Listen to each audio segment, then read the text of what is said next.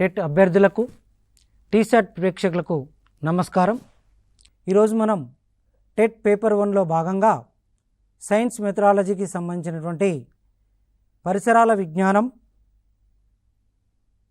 పరిధి, బోధనా లక్ష్యాలు, అభ్యసన వాతావరణం కల్పించడం అనే అంశాల గురించి కూలంకుషంగా తెలుసుకుందాం. స్ట్రక్చర్ ఆఫ్ కాంటెంట్స్ అంటే మెథడాలజీకి ఎన్విరాన్మెంటల్ స్టడీస్లో 6 మార్కులు కేటాయించడం జరిగింది.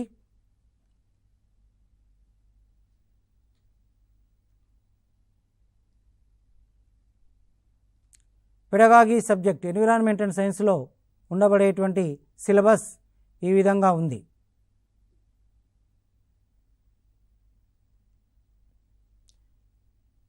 ఈ ఎపిసోడ్లో పరిసరాల విజ్ఞానం పరిధి, పరిసరాల విజ్ఞానం బోధనా లక్ష్యాలు, అభ్యసన వాతావరణం కల్పించడం, పరిసరాల విజ్ఞానం పాఠ్య ప్రణాళికలో నిర్మాణ క్రమం గురించి తెలుసుకుందాం. ఒకసారి ఈ టాపిక్ సంబంధించి గత ప్రశ్నల్లో అంటే గత ప్రశ్నాపత్రాల్లో అడిగినటువంటి ప్రశ్నలు కనుక మనం గమనించినట్లయితే, ఈ క్రింది వానిలో పాఠశాలలోని తరగతి గదిలో అభ్యసన వాతావరణాన్ని కల్పించవలసిన బాధ్యత ఎవరిది? 1 ఆన్సర్ ఉపాధ్యాయుడు, 2 మండల విద్యాధికారి, 3 విద్యార్థి నాయకుడు, 4 స్థానిక అధికారి.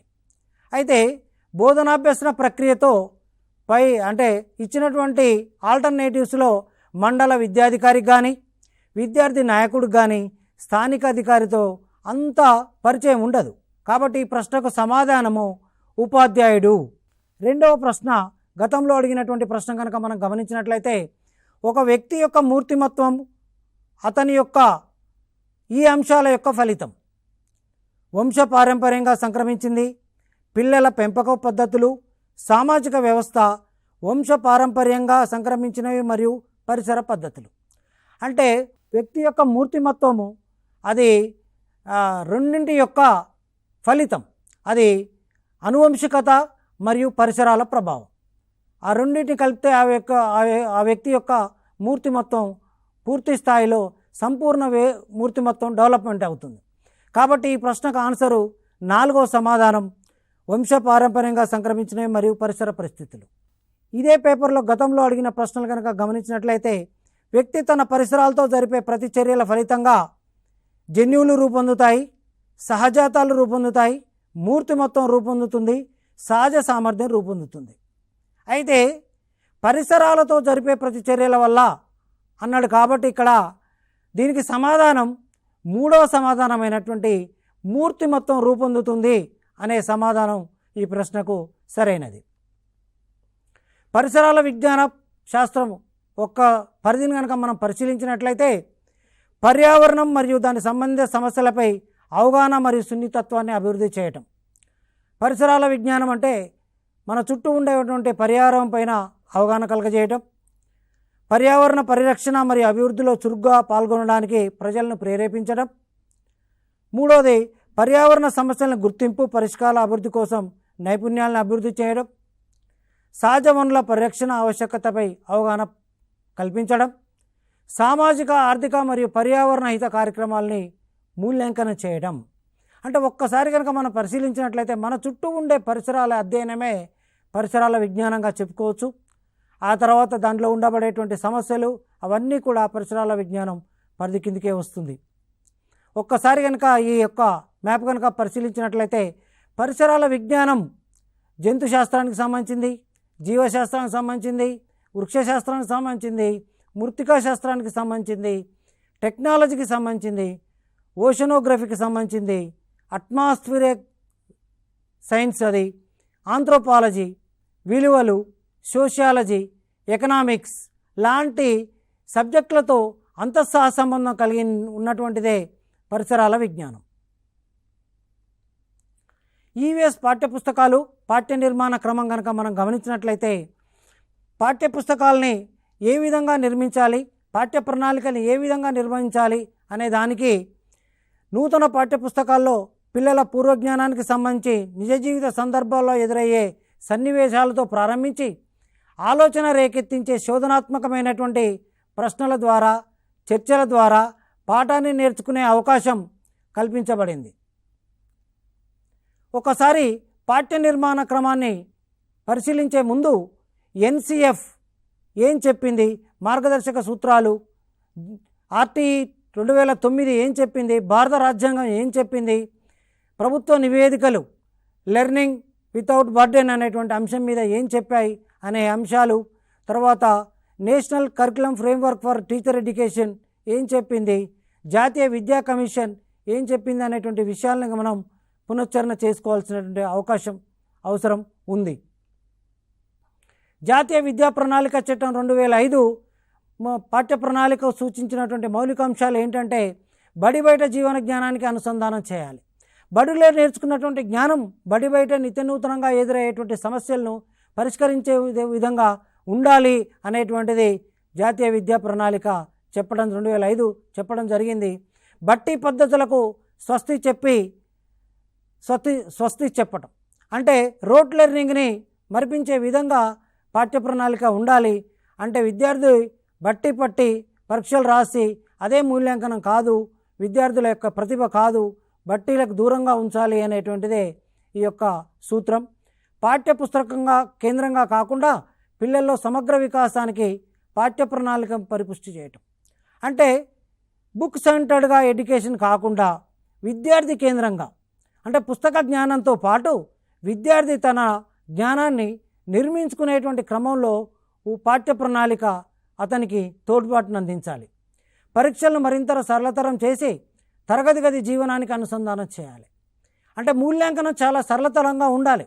ఎందుకంటే పరీక్షలు అంటే భయము అనే విధంగా విద్యార్థులు ఉండకుండా మూల్యాంకనం చాలా సులభతరం చేసి తరగతి గదిలో బోధనాభ్యసన ప్రక్రియ జరుగుతున్నప్పుడు కూడా మూల్యాంకనం, బోధనాభ్యసన ప్రక్రియ అనంతరం కూడా మూల్యాంకనం చేసే విధంగా ఈ యొక్క మూల్యాంకన విధానాలు ఉండాలి.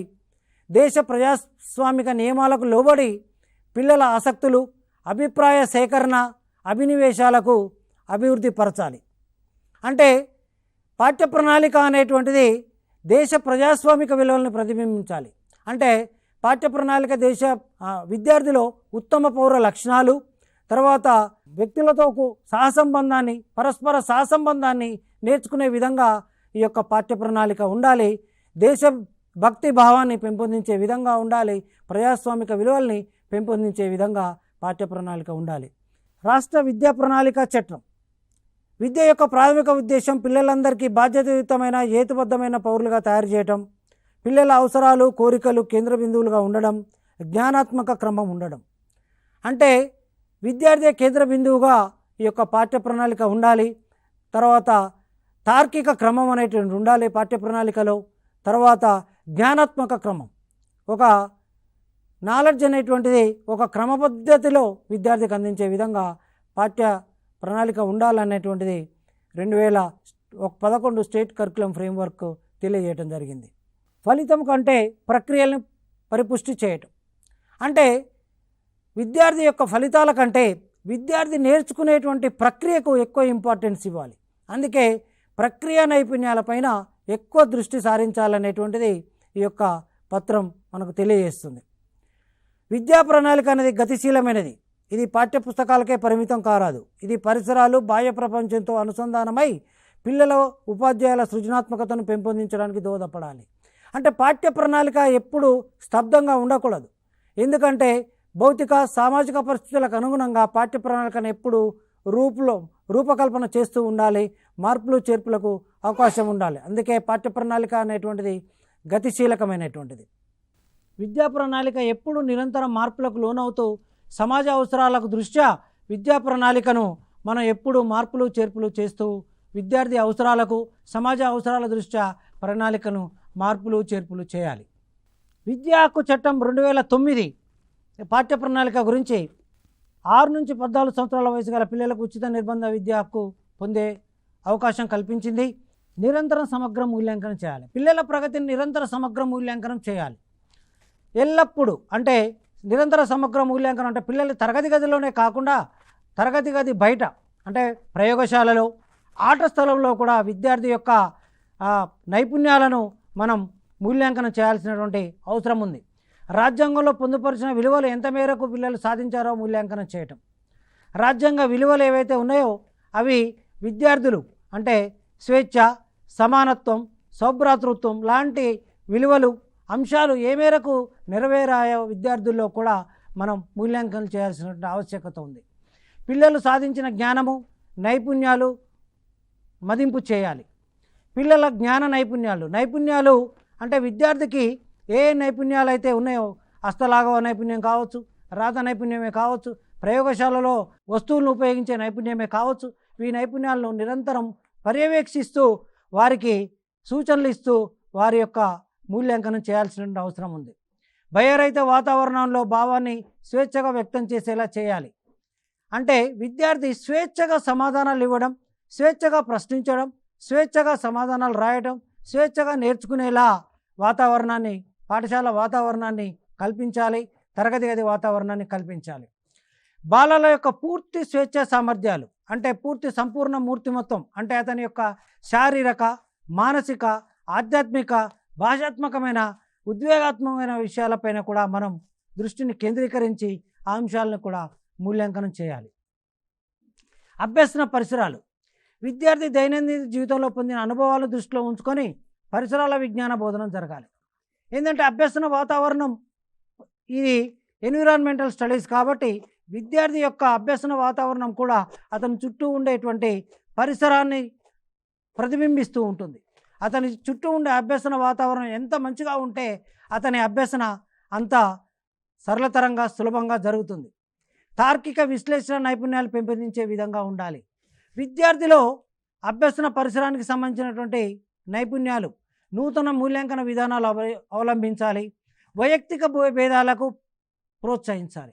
అభ్యసన వాతావరణం అనేటువంటిది వైయక్తిక భేదాలు, తరగతి గదిలో వైయక్తిక భేదాలు ఉంటాయి. ఎందుకంటే ఒక తరగతి గదిలో విభిన్న వర్గాలకు సంబంధించినటువంటి విద్యార్థులు ఉంటారు, విభిన్న కాఠిన్య స్థాయిని ఉండబడేటువంటి విద్యార్థులు ఉంటారు. వారందరినీ కూడా అడ్రస్ చేసే విధంగా మన యొక్క అభ్యసన వాతావరణం అనేటువంటిది కల్పించాల్సిన అవసరం ఉంది. ఎందుకంటే డైవర్సిఫైడ్ లెర్నింగ్ అనేటువంటిది ఉండాలి.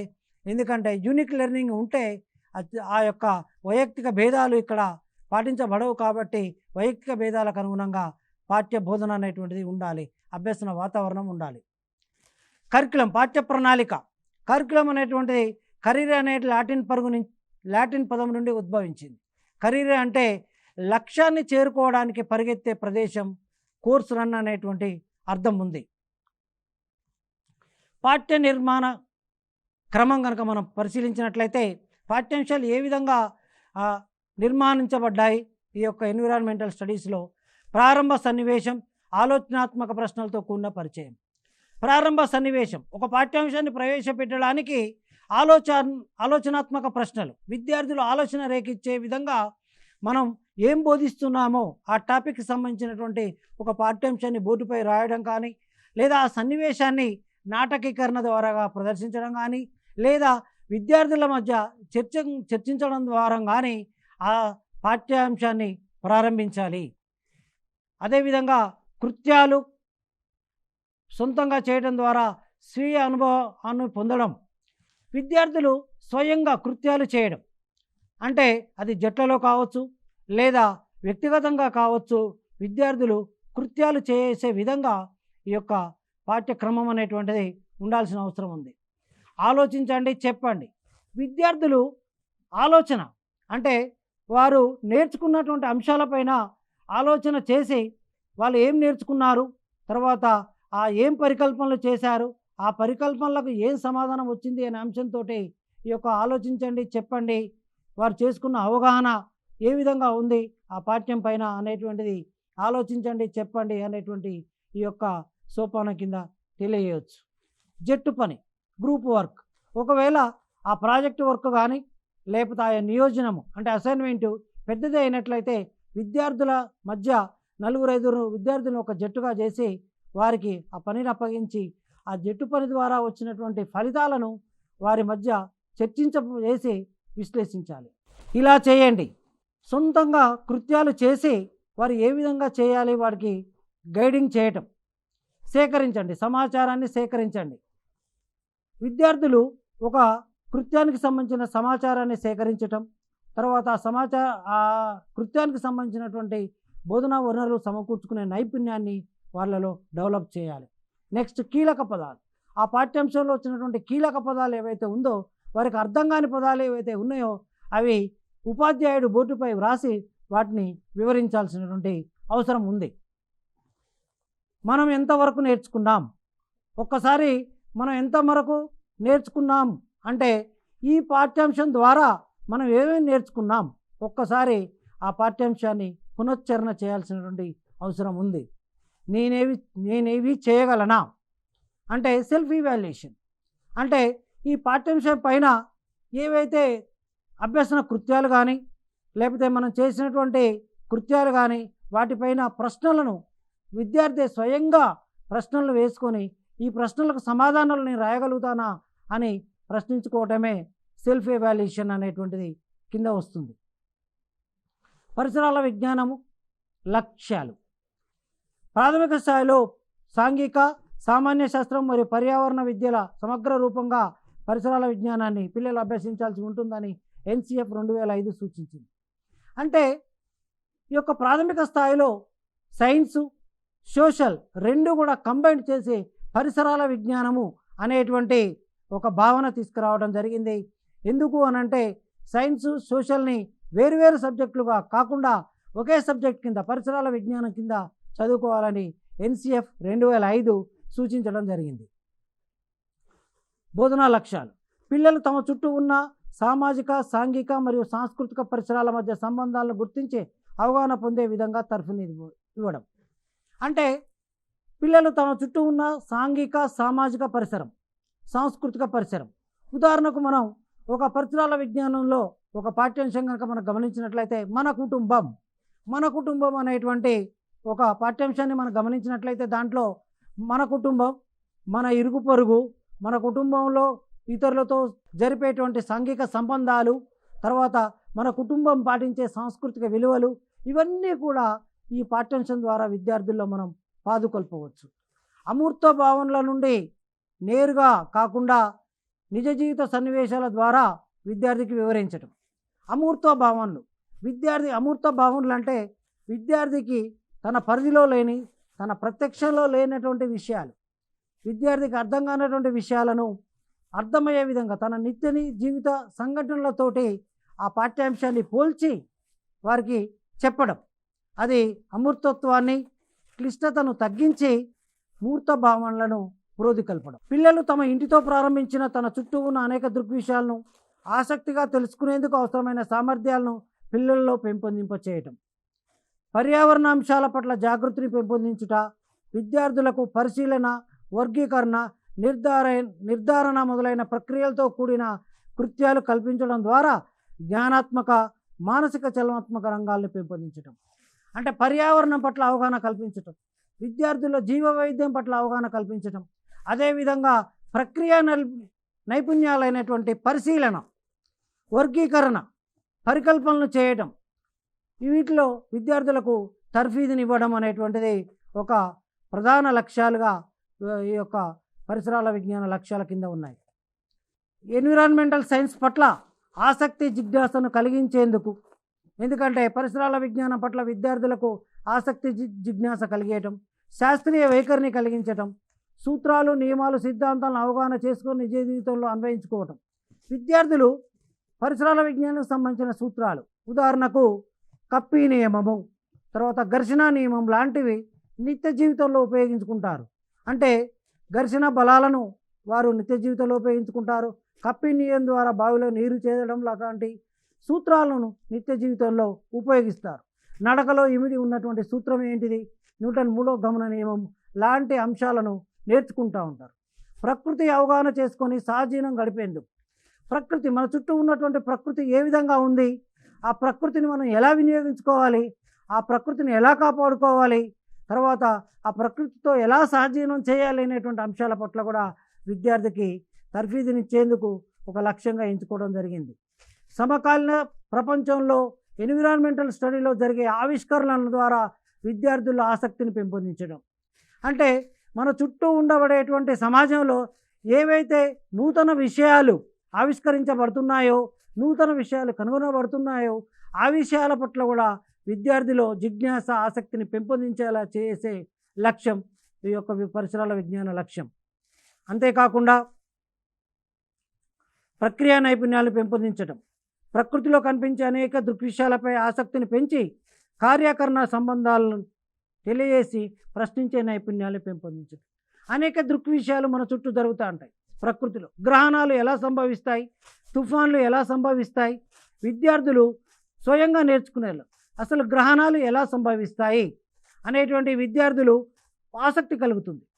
తర్వాత తుఫాన్లు ఎలా సంభవిస్తాయి, వాయుపీడనాలు ఎలా కలుగుతాయి, వీటిపైన భూకంపాలు ఎలా వస్తాయి అనే అంశాలను విద్యార్థులు స్వయంగా పరిశీలిస్తూ నేర్చుకుంటూ వారు అవగాహన చేసుకోవడం జరుగుతుంది. ఈవీఎస్లో నిర్ధారించుకున్న విద్యా ప్రమాణాలు సాధించింది. అంటే ఈవీఎస్లో మనం నిర్దేశించుకున్నటువంటి యొక్క ఏవైతే విద్యా ప్రమాణాలు ఉన్నాయో ఆ విద్యా ప్రమాణాలు సాధించేందుకు ఒక లక్ష్యంగా ఈ యొక్క ఎన్విరాన్మెంటల్ స్టడీస్లో పేర్కొనడం జరిగింది. ఈవీఎస్లో విలువల అభివృద్ధి. ఈవీఎస్ బోధించడం ద్వారా ఈ విలువలు నమోదవుతాయి విద్యార్థుల్లో. నిష్పాక్షికత, నిష్కపటం, న్యాయంగా ఉండడం, ఉత్సుకత, ఉపయోగిత, ధైర్యం, ప్రశంస, సౌందర్యాత్మక విలువ, నిజాయితీ, అకౌంటబిలిటీ, జవాబుదారీతనం, నాయకత్వం, ఆసక్తి, సహకారం, విధేయత, అభినందన. నిష్పాక్షికత అంటే పాఠ్య బోధనాభ్యాస క్రమంలో విద్యార్థితో పాటు విద్యార్థి పాల్గొంటున్నప్పుడు నిష్పాక్షికంగా ఉపాధ్యాయుడి యొక్క మూర్తిమత్వాన్ని గమనిస్తూ అతడు తన నిష్పాక్షికతను విలువను పెంపొందించుకునే అవకాశం ఉంది. అదేగా నాయకత్వ లక్షణాలు అంటే క్షేత్ర పర్యటనలు చేసినప్పుడు జట్టు నాయకత్వం వహించటం, తర్వాత పాఠ్యాంశాలు ప్రయోగశాలలో చేసేటప్పుడు ఆసక్తి, విధేయత, అభినందన అనేటువంటి శాస్త్రజ్ఞుల యొక్క పరిశోధనలు గమనించినప్పుడు వారి కృషిని అభినందిస్తూ ఉంటారు. తర్వాత సౌందర్యాత్మక విలువ, ప్రకృతిని పరిశీలించినప్పుడు కానీ ప్రయోగశాలలో ప్రయోగాలు చేస్తున్నప్పుడు కానీ ఈ యొక్క అంశాలను గమనిస్తూ విలువల్ని పెంపొందించుకుంటూ ఉంటారు. తర్వాత ఎన్విరాన్మెంటల్ స్టడీస్ విజ్ఞాన శాస్త్రంలో ఉండబడేటువంటి విలువల్ని అభివృద్ధిపరచవలసినటువంటి విలువలన్నింటి మొత్తంగా 6 రకాలుగా వర్గీకరించవచ్చును. ఒకటి ప్రాయోజిత విలువలు, సాంస్కృతిక విలువలు, క్రమశిక్షణ విలువలు, సౌందర్యాత్మక విలువలు, నైతిక విలువలు, మానసిక విలువలు. ఇక్కడ మనం వీటన్నిటి గురించి కూడా మనం గత పాఠ్యాంశాల్లో చూడటం జరిగింది. విద్యార్థిలో క్రమశిక్షణను పెంపొందించడం, తర్వాత సాంస్కృతిక పరమైనటువంటి విలువల్ని పెంపొందించడం. అంటే విద్యార్థి తను నేర్చుకున్నటువంటి పాఠ్యాంశాల ద్వారా సంస్కృతిని పెంపొందించుకుంటూ ఉంటాడు. ఉదాహరణకు ఇంతకుముందు మనం గమనించినటువంటి ఉదాహరణ కనుక మనం మన ఫ్యామిలీ అనేటువంటి ఉదాహరణ తీసుకున్నట్లయితే దానిలో పఠించేటప్పుడు ఆ కుటుంబంలో పాటించబడేటువంటి సాంస్కృతిక విలువలు, సాంప్రదాయ విలువలు విద్యార్థి నేర్చుకోవటం వల్ల ఆ సాంస్కృతిక విలువ నెరవేరుతుంది. అంతేకాకుండా కుటుంబంలో తల్లిదండ్రులతో కలిసిమెలిసి జీవించడం, తల్లిదండ్రులను గౌరవించడం, లాంటి ఉపాధ్యాయులను గౌరవించడం లాంటి విషయాలతో క్రమశిక్షణ విలువ అనేటువంటిది డెవలప్ అవుతూ ఉంది. అంతేకాకుండా నైతిక విలువలు, సమాజంతో ఎలా నడుచుకోవాలి, ఉపాధ్యాయులతో ఎలా నడుచుకోవాలి, తల్లిదండ్రులతో ఎలా నడుచుకోవాలి అనేటువంటి విషయాలతో ఆధారంగా కూడా నైతిక విలువలు మన విద్యార్థిలో పాదుకొల్పొచ్చు. ఈ విలువలు నమోదవుతూ ఉంటాయి. సైన్స్ టీచర్ యొక్క పాత్ర. ఇది మనం గతంలో సైన్స్ టీచర్ అనేక బహుళ పాత్రలు పోషించాల్సినటువంటి అవసరం ఉంది. ఎందుకంటే నేటి విద్యా విధానంలో ఉపాధ్యాయుడు చాలా కార్యక్రమాలు నిర్వహించాల్సినటువంటి అవకాశం ఉంది. ఎందుకంటే బోధనాభ్యసన మొత్తం విద్యార్థి కేంద్రీకృతంగా జరుగుతున్నటువంటి క్రమంలో ఉపాధ్యాయుని పాత్ర చాలా కీలకమైనది. ప్రణాళిక రచయిత అంటే పాఠ్యాంశాలని ప్రణాళికాబద్ధంగా రచించుకునేటువంటి అవకాశం ఈ యొక్క ఉపాధ్యాయుడు చేపట్టాల్సినటువంటి అవకాశం ఉంది. ప్లానింగ్, నిర్వాహకుడు, కరికులాన్ని ఇంప్లిమెంట్ చేసేటువంటి ఇంప్లిమెంటర్గా అంటే నిర్వాహకుడుగా ఉపాధ్యాయుడు ఉండాలి. సమన్వయకర్త, కోఆర్డినేట్ చేయటం, కరికులానికి తర్వాత ఇంప్లిమెంటేషన్ స్ట్రాటజీకి విద్యార్థికి మధ్య కోఆర్డినేషన్ చేయటం. అన్వేషకుడు, నిరంతరం ఉపాధ్యాయుడు అన్వేషకుడు ఉండాలి. శాస్త్రీయ జ్ఞానాన్ని పెంపొందించుకోవాలి. శాస్త్రవేత్త స్థాయిలో ఉపాధ్యాయుడు ఉండి తన జ్ఞానాన్ని నిరంతరం పెంపొందించుకోవాలి. మీడియేటర్ మధ్యవర్తి అంటే కరిక్యులానికి విద్యార్థికి మధ్య ఉపాధ్యాయుడు మీడియేటర్గా ఉండి కరిక్యులాన్ని విద్యార్థికి అందేలా చేయడం, అంటే పాఠ్య ప్రణాళికను విద్యార్థి అందుకొని తన లక్ష్యాలు నెరవేర్చుకునే విధంగా మీడియేట్ చేసేటువంటి అవకాశం ఉపాధ్యాయుడు చేయాలి. అంతేకాకుండా మార్గదర్శకుడు, సౌకర్యకర్త, ఫెసిలిటేటర్, గైడ్. విద్యార్థి నిరంతరం ఉపాధ్యాయుడిగా విద్యార్థికి గైడ్ చేస్తూ ఉండాలి, సౌలభ్యకర్తగా ఉండాలి, తర్వాత సహకారకర్తగా ఉండాలి. విద్యార్థిని నిరంతరం పర్యవేక్షకుడుగా ఉండాలి. అందుకే బహుళ పాత్రలు పోషించాల్సినటువంటి అవకాశం ఉంది. ఇంకా ప్రాథమిక ఉపాధ్యాయుడు అయితే ఇంకా బహుళ పాత్రలు పోషించి విద్యార్థి కేంద్రీకృతంగా ఉన్నటువంటి విద్యా విధానాన్ని పరిపుష్టి చేయాల్సినటువంటి అవకాశం ఉంది. ఈ ఎపిసోడ్లో మనం పరిసరాల విజ్ఞానం పరిధి, పరిసరాల విజ్ఞానం బోధనా లక్ష్యాలు, పరిసరాల విజ్ఞానం యొక్క పాఠ్యపుస్తక క్రమం, పరిసరాల విజ్ఞానం యొక్క పాఠ్య నిర్మాణ క్రమం అనే అంశాలను కులంకుషంగా తెలుసుకున్నాం. మరొక పాఠ్యాంశంతో మళ్ళీ కలుద్దాం. నమస్కారం.